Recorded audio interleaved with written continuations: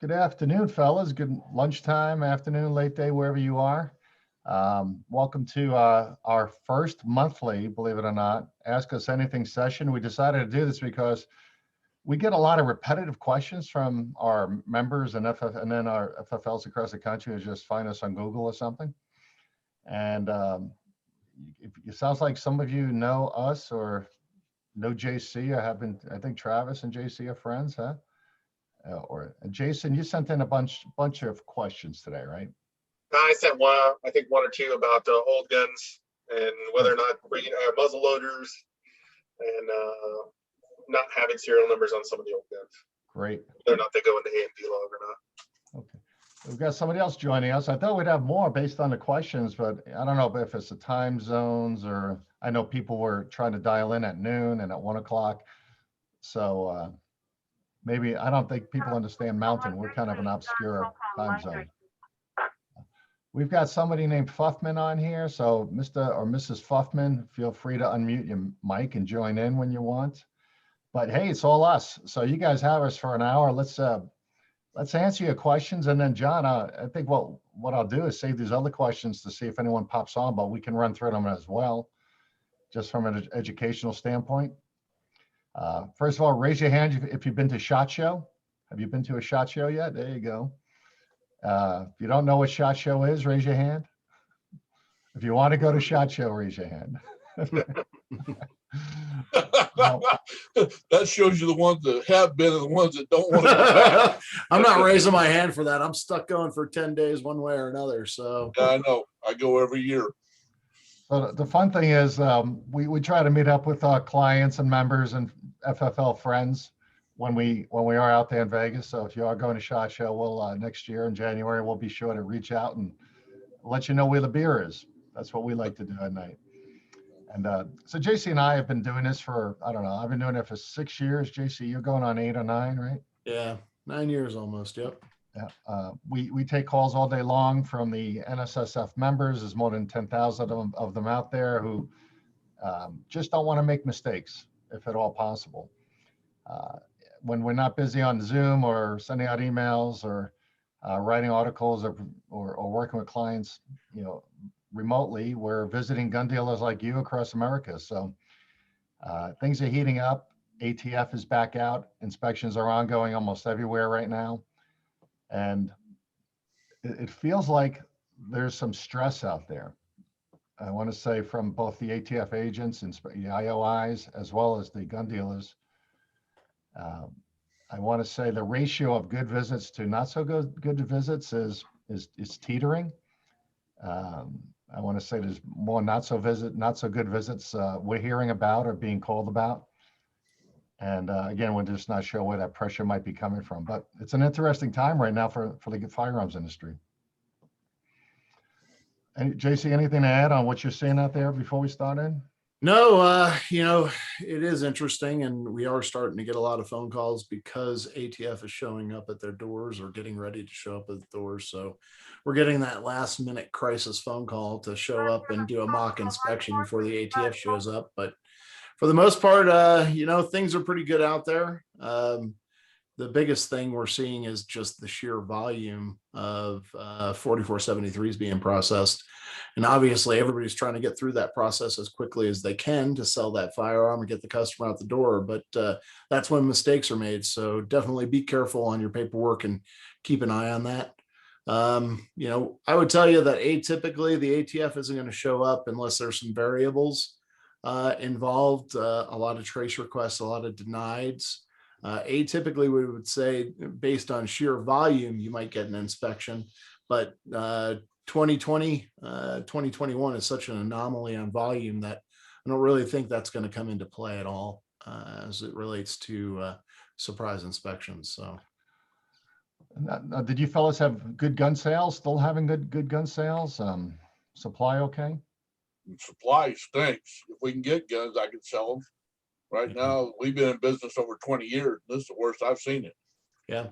Are you tied into all the different distributors and suppliers? Oh, yeah. We deal with about 20 different distributors, and then we're a member of a buying group and still getting guns. Wow. Getting guns is tough, and getting ammo is really tough. Wow. Yeah, ammo is so tough that a lot of licensees are getting their import license right now and just importing it themselves. Yeah, I've Getting heard of it from that too. overseas. Yep. So, wow, that's surprising. I mean, you've been in business that long and you're still having a tough time, huh? Yep. Yeah. I heard yesterday that guy, and I don't know how recent your orders were pushed through, but last 2 weeks seems like firearm supply is loosening up. A couple vendors, just primarily RSR, Yeah. Macy's. Yeah, it is. The last couple of weeks we average about, even all the way through this, we've averaged getting in about 100 guns a week, but I'm selling 500 a week. Yeah. And the last couple of weeks has loosened up. I'm seeing more of certain guns than others. The ones that have kept in real good has been Springfield, CZ. I just got a big shipment of, and I'm starting to get Glocks again. Yeah. All I can tell you is the experience that I've seen at some of our other FFLs that we support. When they do an open to buy, their rep calls them and asks them, and they just say yes, send it all. So That's what I do. yep. So some of these guys are buying in at $1 million, $1.5 million of inventory just to get product. So Yep. doing whatever they can. Well, right now I got a little over $2 million in ammo on order and ain't seeing nothing. Yeah. Yeah, that's tough. Yeah, I actually hit the jackpot last week, and by chance, and I give you guys a little insight, you could probably still get this. Does anybody do armorycache.com? I never even heard of it. Neither have I. Armory Cache is ARMORYCACHE.com. And another dealer calling me about something else. We just got talking about ammo, and he's been buying bulk and getting 9mm at about 45 cents a round. Oh man. And we've been seeing anywhere from 65 to $1.65 a round, depending on where you go. So 45, you get in lots of 1,000 was 45 or 48 cents, I think it was. And he's repackaging it and selling it in packs of 50 and doing pretty good. And his main concern is just to have the ammo to sell with his handguns, obviously. Well, problem I got 2 ranges too. And right now I don't even have ammo to run my ranges. Right. Yeah. Well, that was the last week. It was Blazer. Wasn't a no name. It was something we can rely on. So take a look and see if it's still available. I will. Yeah. So first of all, JC, let's try to get these questions answered, and then we'll tell these guys more about calling us anytime. Yep. So let's go through Travis's stuff, I guess, right? I didn't submit no questions. Oh, you're just here because it's lunchtime. No, I'm here to listen, see if somebody comes up with something different than I have. I've heard just about all the questions, and I have become an expert around this country for the last 10 years. Yeah. So before we get started, where are you guys located? I'm in California. Oh, lucky you. Yeah. Now, Travis, you're not one of the fellows at the outdoor range in the wilderness, are you? No. I got 2 stores, one in Vacaville and one in Dublin. They're in the Bay Area around San Francisco in California. Jesus. Well, yeah, and it's funny. I have a lot of friends in California, and just the supply and demand process right now, it's just crazy. And for being a liberal state, they certainly want their guns at this point in time, right? Don't they? We've sold more guns to new gun buyers over the last year than ever before. Yeah. All the liberals are coming in. I've had questions. Do I need ammo for this gun? No. No, you don't need none at all. None at all. No. You're not smart enough to have ammunition. Yeah. That's the kind of questions we're getting. Oh, that's funny. Yeah. That is funny. Jason, where are you located? I'm originally born and raised in San Diego, but the military brought me out to the Pentagon, and then I just never left Virginia. So now I'm out in outside Manassas battlefield in Virginia. Yeah, I lived in Loudoun County there for a while. Oh yeah, I'm down in Broad Run, just south of Gainesville. Sure. I was up in Sterling. Yeah. Okay. So yeah, you're a fun state to do business in now also. Yeah, it's getting a little bit crazy. Yeah. Yeah, yeah. Green Top, you know Green Top? No. No, you don't know the big Green Top store up there in Virginia? I can't remember where it's at. They're one of our clients. Oh, okay. Big store. They, you know, you want to talk about ballsy. These guys went in and bought a Gander Mountain store and basically just put a different name on it. And it's, if you've ever been to a Gander Mountain in the olden days, that's exactly what it looks like inside. Just wall to wall products, customers galore. A huge store. It's right off the interstate up there. Yeah, right now there's a Cabela's just outside of Gainesville now. We're right in Gainesville. And so, I just went there this morning. There was about 300 people in line for ammo. Yeah. So Yeah, they're a client of ours. We've got Cabela's, Bass Pro, and Sportsman's Warehouse. So, and Green Top, believe it or not, Green Top is right around the corner from the Cabela's up there. So they opened a shooting range right across the street from a Cabela's. So these guys, I mean, they know how to do it. It's crazy. So, all right. Well, JB, you want to get started with a couple of questions from your side? Yeah, well, let's go ahead and go through. Travis sent in this morning. Travis a Class 7 and a Class 6 FFL. That's Jason. Oh, Jason, I'm sorry. Yeah. So the question was, I received some firearms from an estate company that wants me to sell the guns for them. Okay, we got that. And a lot of the guns are muzzle loading rifles, very old, some newer, as well as some 22 longs and a Colt percussion, 1862 pistol. So the question is, a lot of guns are so old and damaged that they lack any inscriptions or serial numbers whatsoever. Do I need to insert them into my A&D book? Let's start with that one. Yeah. So, you know, first and foremost, as far as your A&D book is concerned, do you know who took ownership of those firearms? Are they owned by the estate company, or are they still owned by the individuals? The individuals passed away, so the estate company now has possession of all their property. All right. So you want to take those in from the estate company. And, you know, you want to do your best to log whatever information you can gather off of that firearm. I mean, even if it comes down to just the caliber. And for the rest of the spaces that you can't find any discernible information, just put no visible information, and that's it. Your toughest part with that is going to be figuring out what you have and what its value is. So if you have a gun Bible, that's maybe your best bet. Yeah, I'm okay with doing the research and everything. I just didn't know, am I going to get, my hand slapped because I didn't have a serial number on it when I can't even find a serial number. Yeah, no, just put no visible serial number. If they're black powder muzzle loaders, they don't even need to go in the book. Yeah. For the muzzleloader question, you don't need to put those in your book.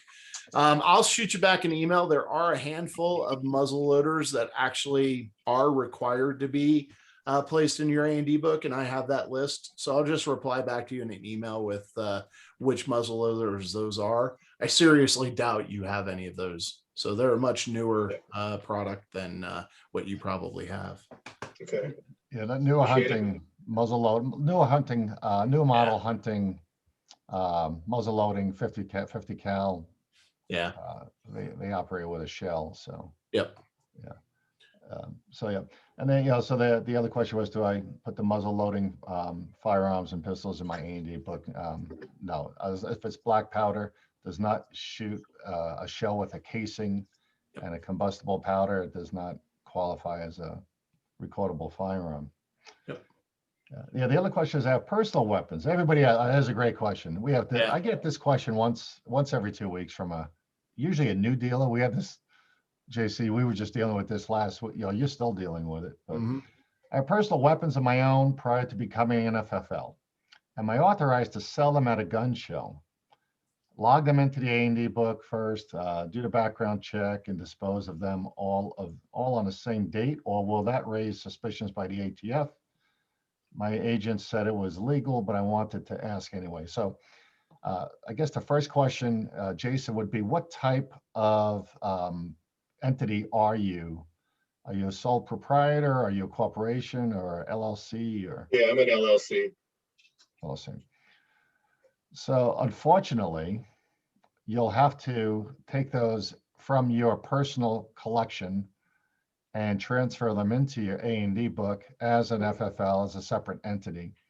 If you're a sole proprietor, it's a little bit simpler, but Yeah. you're protecting yourself by being an LLC, and that's actually a recommendation we make to all new FFLs that we help license. What else we got there, JC? Let me- Well, and the key to that one too is to realize that once you log them into your A&D book, if you're going to take possession of them again, you're going to have to go through the process. You're going to have to do a 4473. And to be quite honest with you, I wouldn't even waste your time going through that process. I would just put them in your A&D book, leave them in there until you sell them. Obviously, you wanted to sell them anyway. So continue to, push out that you have some firearms for sale. And I think the issue I was running, I wouldn't say issue, what I was kind of running into, I went to my first gun show was this past weekend, and I've got I had 4 Desert Eagles, and I came across them at a gun auction. I picked them up, and I didn't think at all that these things would sell. And they were mine. And within the first 5 minutes of the gun show opening, 2 of them sold right away, almost back to back, and at full price. I couldn't believe it. I had another one that's, it's one of those gold ones, 357. But it attracts attention when somebody's coming by the table. They'll stop, they'll look at it, and then I can engage with them at the gun show versus just walking by the table. Sure. So it's technically mine. Yep. But when I want to sell it, when I do the transaction, I'll log it into the book. I'll do the 4473. Yep. And then I'll dispose of it. And a guy sitting next to me who also was an FFL, he looked at me and said, I don't know if you can do that. And so I said, well, my agent said I could. So I want to just clarify that. Yeah. Well, it's been clarified. You can do that.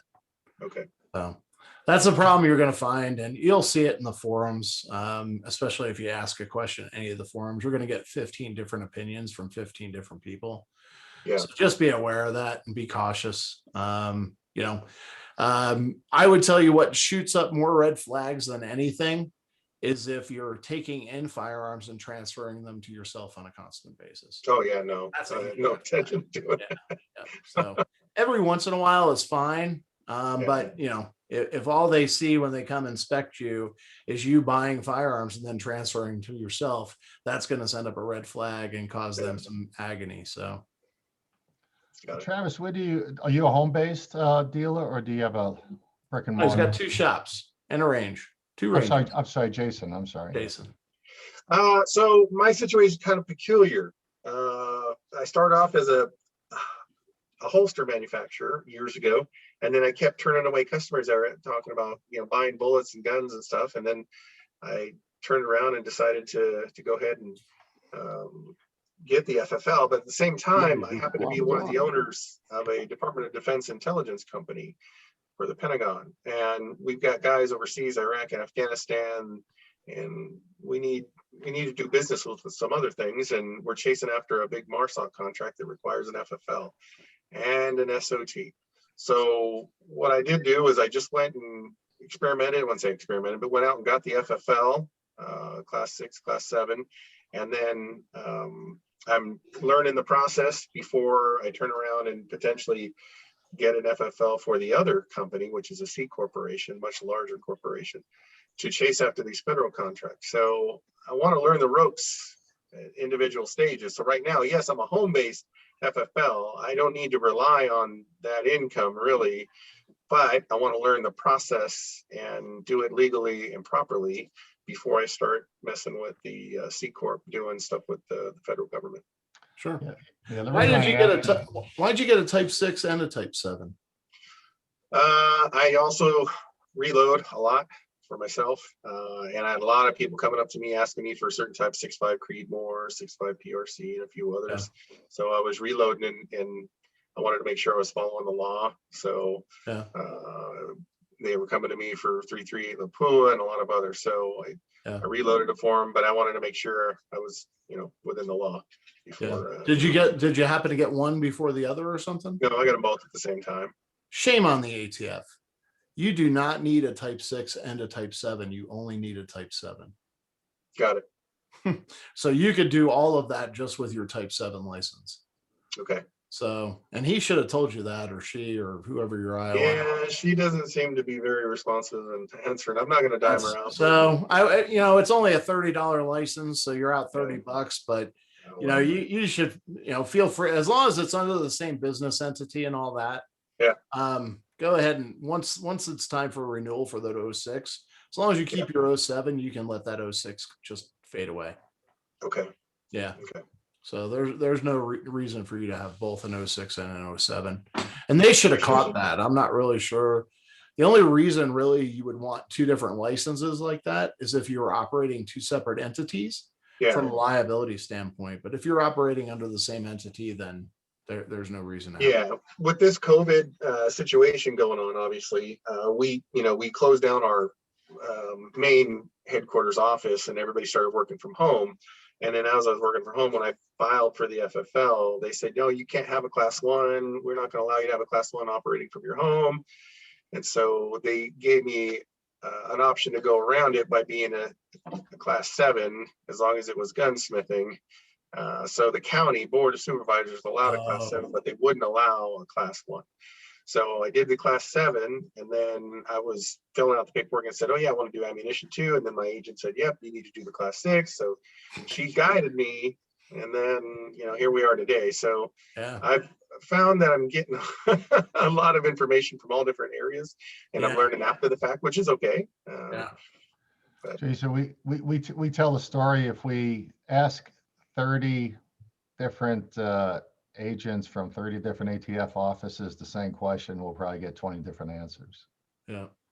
So that's interesting. They wouldn't let you have a type 1 FFL, which is generally speaking a gunsmith or dealer in firearms, but they'll let you have a manufacturing license. That's actually backwards thinking, but that's okay. Wow. So Wow. that's interesting. So when the time comes, just let me know, and we'll help you get out of that mess that they got you into. So sure. Yeah. The reason I asked about that, where you're located, Jason, is did she go over? Did your IOI go over with you separation of inventory? She called me on the day that she was supposed to come down, said that she couldn't taste or smell or something, and said that she's, I guess, positive for COVID. So she was doing it over phone, which we did a 4-hour interview over the phone. And then here we are. So it took about 6 months to do everything. Wow. 6 months? With the process. I had to wait. I had to wait through. I had to go to the board of supervisors. I had to defend myself in front of my neighbors, all that stuff. So it's you know how the county works. So. We do that frequently for FFLs trying. We go and appear before town councils and stuff too, and try to provide supporting safety and security guidelines that new FFLs be following. And so that we know what that's all about. So congratulations on getting through all that successfully. No, thank you. It was a long process, arduous process. I mean, I spent 14 years in the military as enlisted and an officer, and I've been around a lot of weapons. I've been over Iraq, Afghanistan about 8 times. So I'm more than proficient. It just was convincing them. One neighbor didn't like it, obviously, and I had to explain it. And then I do have some injuries that require me to kind of work from the house anyway. So they allowed it to go through, and they gave me a waiver to allow it. And they just said I couldn't do a class 1. I had to be a manufacturer in order to slip through the board of supervisors rules, I guess. So well, that's an interesting route. That's okay. Hey, you got your license. They got to live with it now. While we got you, we might as well continue to educate you. So JC, for the sake of any other listeners or folks who will watch this recording, because we'll send it out, I want to get these other questions in. How's it? Ready? You ready? Yeah. It's gonna be like the $20,000 pyramid here. Sure, right. Absolutely. So we got a local. Drew from Colorado says, if a gun owner left his firearm with a different gunsmith in another state to have work done, and it was sent back to us in Colorado because we are the local shop, does the owner need a background check? Oh, 100%. The owner needs a background check. Boy, this happens more often than not. People shipping firearms around, and not realizing what they're doing is just causing more of a headache than they really need, So, it was a gunsmith situation at the one FFL, but now it's no longer a gunsmith situation. So he's going to have to fill out a 4473 and do a background check in order to get his own gun back. Right. We had the same thing happen down in Florida at an FFL, a little bit different scenario where the FFL, the receiving FFL, didn't even know the gun was coming. So you want to make sure you're communicating that. And there's actually a way around it, believe it or not. There is a rule that allows you to send your firearm to yourself. So you can actually send a firearm to yourself in care of the FFL. As long as that FFL does not open that box, they do not take possession and control of the firearm. So therefore, they can hand it right over to the owner. Yeah, it sounds like this one was passed and done. Yeah. But yes. Yeah. So anyway, wow. They went from, where was it? Colorado to where? it was Colorado. I think he didn't. He just says another state, so I'm expecting Kansas or somewhere. Maybe there's some Sarasota or something going on. Yeah, Some might have been. custom work. Well, it depends on the person. I mean, chances of you getting your own gun back is probably good, but it's still a pain in the butt. Yeah. Now this question wasn't asked, but you brought it up. We get calls all the time from dealers, Jason, gun dealers that just have transfers arriving at their location, their listed licensed location, mysteriously. And what's occurring there is very frequently now with the online sales, your FFL address and license number is being propagated by different services out there for the firearms industry. And so don't be surprised if a firearm shows up at your location for a customer and they're using you as the local FFL transferee. Mhm. That happens very, very often, especially once you start getting listed in some of the bigger services like Gun Broker, Gun Buyer, Guns America. They will drag your FFL address and license in to their directory, service directory for transferring firearms. And it's legal. So that leads me into another question, but I won't disrupt your brief Go here. ahead. I mean, I do a lot of travel all over the United States. I've got some federal contracts in about 15 different states with the Department of Veterans Affairs on the other side. I was talking about the DoD Intel stuff. And I'm also traveling overseas to Europe a lot. I would say 30 days at a time for about 3 to 4 times a year. Mhm. Even though my wife and I are on the FFL and I am out of the country for 30 days, and I'm not going and buying weapons or anything, I'm going to visit family. But, if I'm, closed and they gun arrives.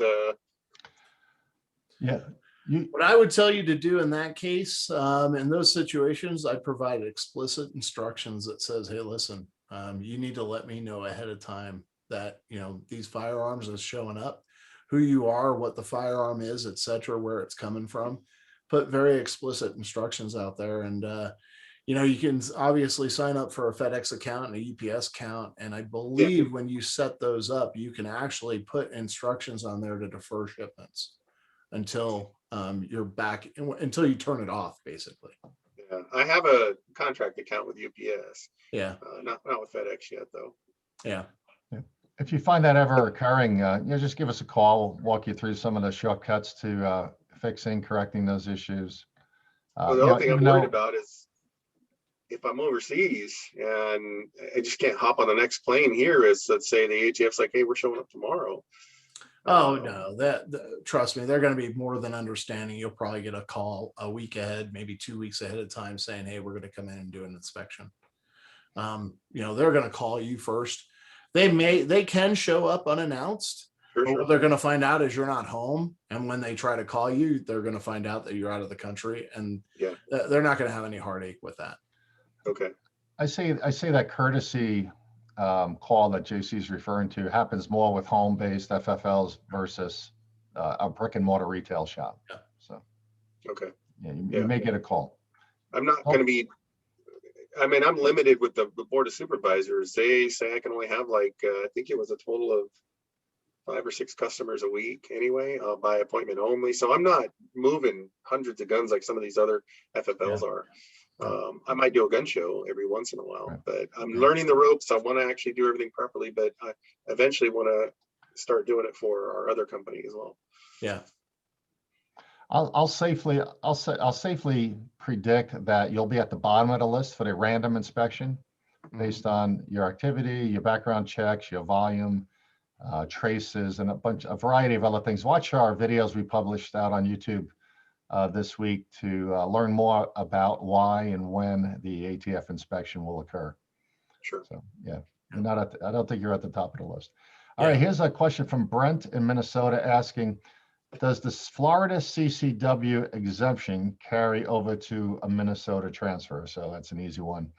Any state that honors or allows the CCW exemption, concealed carry exemption, where the ATF has recognized it. And I just read yesterday, there's, I think it's either North Dakota or South Dakota just granted their exemption approval through the ATF.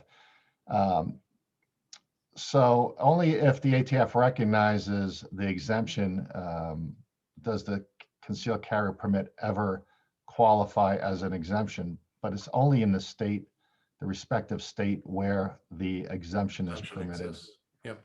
So, and the reason for that, Jason, is that several states that issue concealed carry permits do not meet the standards for the background check process that the FBI has in place.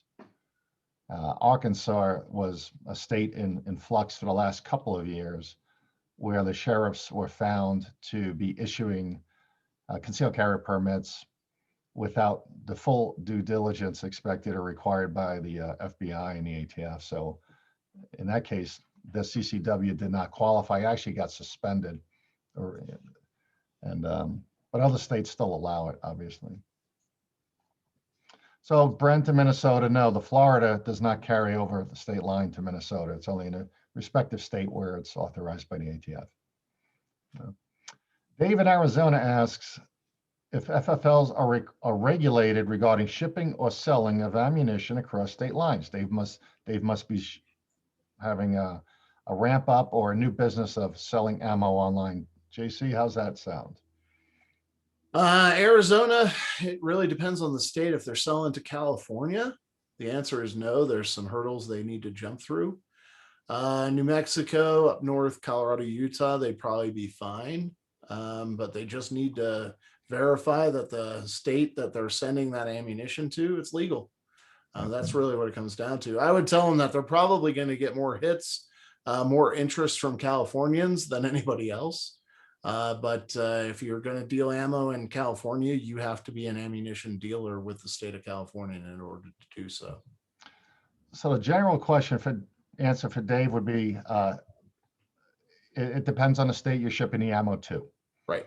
And do the research. We have the research done. We have charts and graphs and lists, and quick call to us. We could tell you yes, no, or maybe so. So again, we deal with these types of questions all day, all week long from members across the country, and we usually have those quick answers for you. Call anytime. John in Dallas says, what should I do when the driver's license has only a middle initial for the middle name, but the customer enters his full middle name on the form 4473? Oh, this is a tough one. It's coming up a lot more lately. There are a number of states all over the country that are only putting the middle initial now. And if they've written out their full middle name, you actually have to get some form of supplemental government issued documentation that actually shows the full middle name so you can verify it. And you're going to need to record that in 26B on the ATF form 4473, showing that you reviewed some document that showed their full middle name. Yeah, that's a catch-22 because the 4473 requires full middle name. Yep. And you can only put a middle initial if you truly do not have a middle name. Yeah. Yeah. So yeah. This one actually just started coming up. So. Can I ask a question on that? Yeah. I just did a gun show, and there's an elderly gentleman. He had to be in his late 80s. wanted to buy a 500 Smith & Wesson. And his first name was the letter C. That's it. And his Initial ID, only. it just said C as his Yep. first name. So we did take a picture of the license, but am I Mhm. supposed to do anything else to the 4473 to not raise any suspicion? So in the first name field under, I have a 4473 open, so I'm cheating a little bit. Under block 9, for that first name field where he puts the C in, just put in parentheses or in quotes IO, initial only. And the same Similar holds to- true for middle name. If they only have a middle initial, they don't have an actual middle name, just put in quotes IO for initial only. All right, here's one from Greg. This is a type 07, so Jason probably wants to listen to this one. I'm a new type 07. Can you properly explain the process for receiving a lower multi-caliber that I'm building out to a long gun AR, and how the process works in the A&D book? All right, so you're a manufacturer, so you're going to maintain a separate manufacturing log. That's what I will tell you there. What you'll do is you'll receive that lower as a lower.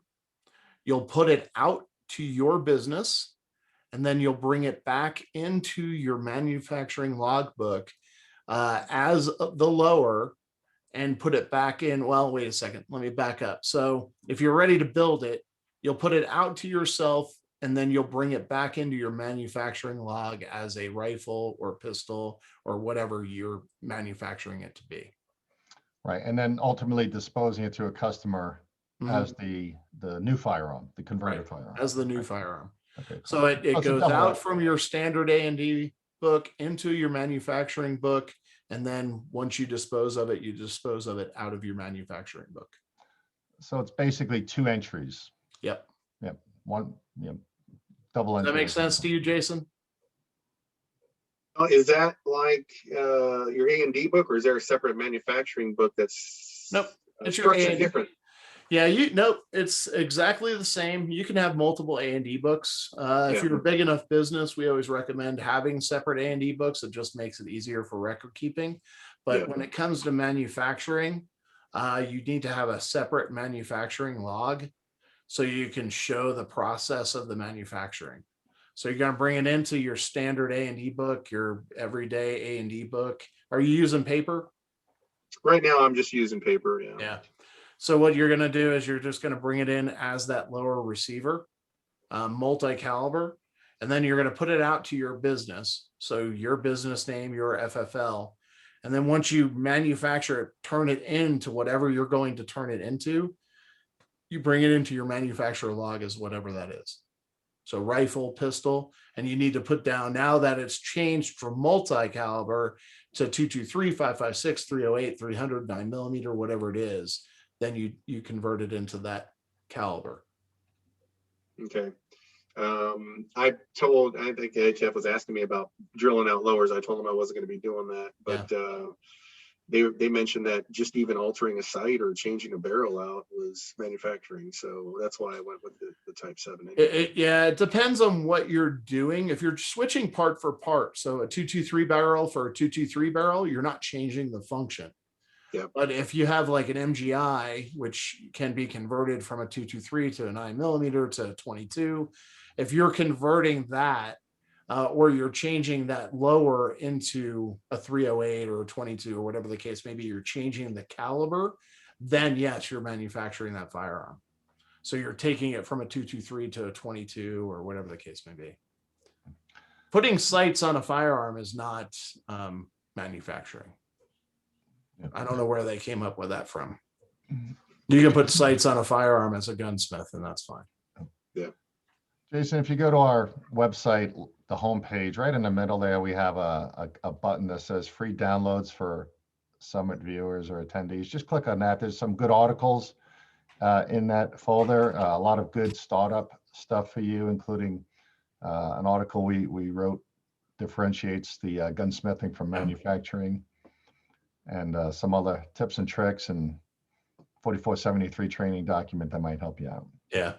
It's gunsmithing versus manufacturing. It was written by JB and myself, as well as two former deputy assistant directors with the ATF. All right, we got Melissa in Atlanta asking, how do I file a Form 4473 that was canceled before the NICS and never submitted, but is sequentially numbered in our system? So it's just a dealer canceled. She never Sounds like a submitted the deal. next? Yeah, sounds like a dealer cancel, but sounds like she doesn't want to lose and the ATF will be looking for the sequencing. Oh yeah, sure. Just create a dealer canceled folder and place those in there. And hold on to those for 5 years like you would a denied transaction. So that way, if there's any issues, once 5 years passes, if there's any issues, create a memo for record that just says, you destroyed it after 5 years. Plain and simple. No NTN was assigned to it. You're good to go. Right. And Melissa, we get a lot of calls on this. So we created just a one-page template that allows you to fill in the blanks and put in that sequence number and check off a reason why that 4473 is missing from the archive. And you can just use that as we call it a placeholder in your chronological filing system. And that Yep. way, when the ATF comes and does the inspection, they don't say, where's the missing 4473, Right. because you do have a placeholder and it kind of redirects you to the cancel file. Yep. So just if Melissa's listening, just go online, send us a note, or go to our website. You can probably find that in our resource library. All right, we got Terry from Louisiana. A couple purchasing a handgun. They shipped in, it was a shipped in transfer. Okay, this is Louisiana. Couple purchasing handgun shipped in transfer with a Tennessee driver's license, but a local Louisiana auto registration. Is this permissible? Absolutely. I'm assuming they're over 21. Yeah, well, that's the assumption, right? Right. So obviously they've established some form of residency, so they have dual residency. So you would use the driver's license in conjunction with the car registration. That's suitable identification to prove residency, and you can proceed with that transaction. And you would use the Louisiana, man, I hate when they do this to me. They would use the Louisiana address for the 4473. And you would just document in 26B on the 4473 what supplemental documentation you were using. Right. I had this question last week with someone in Nevada, had a California driver's license, show up with coming over to purchase a long gun in Nevada. Yeah. And the answer was, unless you are, well, we tell everyone, if you're dealing with out of state with an out of state California purchaser, unless you go through, first of all, find out if the firearm is legally listed on their California DOJ roster, and read all the rules. The rules basically say residents from California can only purchase within the state of California. Mm-hmm. So there are some different exemptions. If you are shipping guns to California, there's special certifications you need.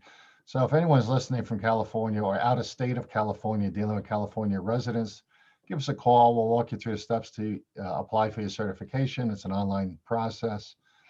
But for the most part, as they used to say years ago, just say no, start there and figure out what has to be done to make it all compliant and legal. There's a lot of rules, obviously, in California. And the last one I have for you, JC, is Scott from AR from Arkansas. Says, can I sell long gun in Arkansas to a PA resident? It's a Ruger AR. I'd have to look and make sure that there's nothing prohibiting you from selling an AR in the state of Pennsylvania. Off the top of my head, I don't believe that there is, as long as it's a rifle AR, not a pistol AR. So that would be the only designator, the type of firearm that it is.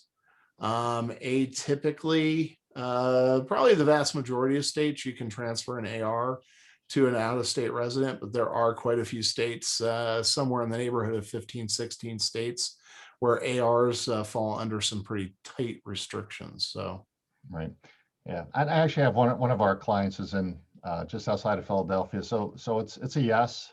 Yeah, Pennsylvania has not yet gone in that direction to restrict ARs or register ARs, but so Pennsylvania's fine. But yeah, JC, there's a long list, and Yep. If you ever have questions about this type of shipment transfer, yeah, you can spend hours looking up this type of information on the internet. You may or may not get to it quickly, especially when the customer's on the phone or calling you or trying to make a sale. Give us a call. You know, we take these calls all day long. As I say, I love 5-minute calls all day long. So works out well and helps you guys do this correctly. JC, that's all the questions I had. Oh, from you awesome. today. Yeah. All Jason, right. what else is on your mind? Did we provide any guidance for you? Any knowledge you didn't have earlier? Oh, definitely, you definitely helping me here. I probably got a million more, but I don't. I got something else I've got to get to. But looking at the website and the services you provide and everything, obviously just standing up, I know it's worth it. But you're not attorneys, are you, or is this? It's No, not an attorney service or anything, right? No, we are supported by two law firms, two of the biggest law firms in the United States for the firearms industry, Williams Mullen and Kutak Rock. So we do a lot of work with them. I would tell you if and when the time comes that you need an attorney, we can definitely turn you on to one. I would tell you also that the vast majority of the time, our law partners will actually say, talk to them first. When it comes time for us, they'll let us know, and then we'll move on with whatever needs to be done. So as far as you're concerned in Virginia, that's Mike Franzak. He is the director of industry operations. We have a really good relationship with that field division up there. So any issues, any concerns you ever have in that market and that field division, feel free to pick up the phone and give us a call. And Jason, a lot of our, I'll just say it outright, our fees and expenses supplemented by our vendors, our partners, sometimes by the NSSF if you're a member. So, you know, our goal for the community, the firearms community, is to do the same, is to complement what the NSSF is doing. There's 10,000 members at the that subscribe to the NSSF. There's 50,000 active gun dealers across America who may or may not even know about the NSSF. So we're filling that gap, and we have fun doing it. I mean, it's not a job for us. I call it fun. My wife calls it a job, and I call it fun. And we are in it for the long term. I don't want to do anything else for the rest of my business career, and want to hold your hand through the process, make you successful, and see a SHOT Show someday, and make sure you don't get in trouble with the ATF. Yeah. Well, that's the big thing. I want to make sure I don't get in trouble with anybody. I mean, I have a TSSCI clearance, so I really don't need to do a lot of things. So I'd rather just err on this caution or safety side. And obviously we're going to be truthful with everything.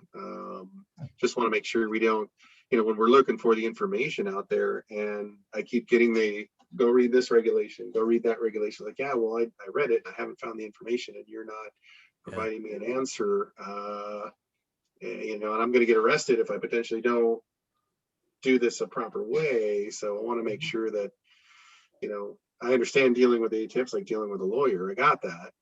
I deal with contracting officers all day, and that's how they are. But I wanted to make sure that I understand that you guys are the company that can help be the go-between to ensure people like us don't make that, unnecessary mistake. But it just seems weird that, I know the ATF doesn't have the time to deal with the little petty questions. I got it. Most of our calls we get are very time sensitive. So, it's usually a transfer, a disposition, a missing firearm, something that somebody is going to stay up and lose sleep over if they don't get a fast answer. And that's what we say. Half our customers are on text messaging. We do text answers fast. We have a TAFs, we call it TAFs, and our goal is to, and everyone says, why most of the time the lawyers refer folks to us because we're a lot cheaper to do all the legwork and the post violation work and the corrective actions and the SOPs and the things the ATF is looking to get in place. And I don't think the law firms actually want to do that type of work. But they always say, why didn't I know about you guys before I called the lawyer? We're like, well, you didn't Google it. You didn't call the right lawyer. You saw the question this morning when I asked the question. I was just trying to reach out to, FFL knowledgeable people in the Facebook group, and the first comment that comes out is go read the book. It's like, Yeah. okay, I got it. Yeah. I thought we're here to help each other, not kind of Right. point people's nose into the poo or something. Oh yeah, people are very dismissive on there. I sometimes I get on there and I just click off really quick because I just don't want to read it anymore. It's a little bit Yeah. ridiculous. So Yeah. like we've managed hundreds. I was responsible for more than 500 licensees across 50 states with a throughput of over 100,000 firearms a year. So Wow. anything you're going to run into, trust me, I've already probably seen it. So, and JB, same. He used to work for a company called Gander Mountain. He was one of their executives. Galleons. So, same thing. He only had a little over 100 stores. So, we've got, not only do we support the National Shooting Sports Foundation, we're their consultant team, but we support thousands of FFLs around the country. So, you're not going to run into anything that we haven't seen before. Yeah, and the nice thing too is, it sounds like we're like Zoom friends now, but the ATF is a very well-run organization as long as you know the right people.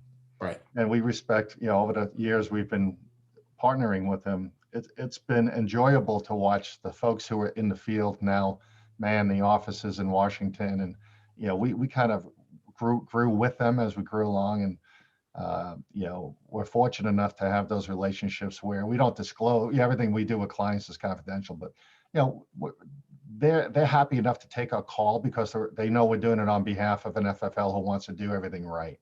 Yeah. And they see our emails. They see our emails come into the generic email address, and we'll get a division chief actually picking up the phone call and saying, what did they tell them to do? And we're like, whoa, how did you see that? Right. So we just want the generic answer so we can have it in writing. So No, definitely, I appreciate all the advice and guidance you guys have given me, or and the rest of the people that are on the line. I definitely, like I said, I'm doing this on a small scale to show my business partner.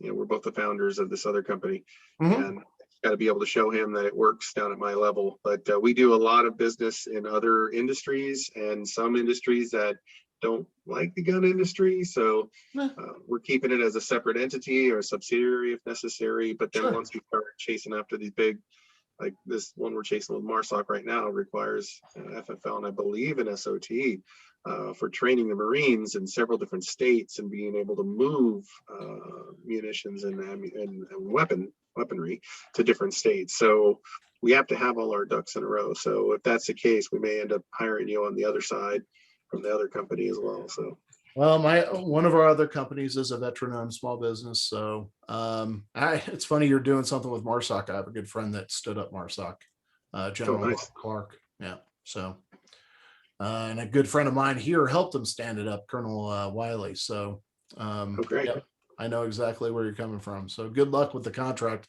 We actually do have a client down in, where is what's his face, down in New Mexico? Which one? Wow. Los Why can't Ranchos? No, the one that always does government contracts. Oh, Skip. Oh, Skip. Louisville. Yes. Louisville. Yeah. So yeah, one of our clients, he does government contracts. This guy finds every government contract that nobody else wants to take and actually executes, gets it, and fulfills it. Yeah. He makes a great living off of it. Amazing. Low hanging fruit. The larger defense contractors don't want to deal with anything under $50,000. Yeah.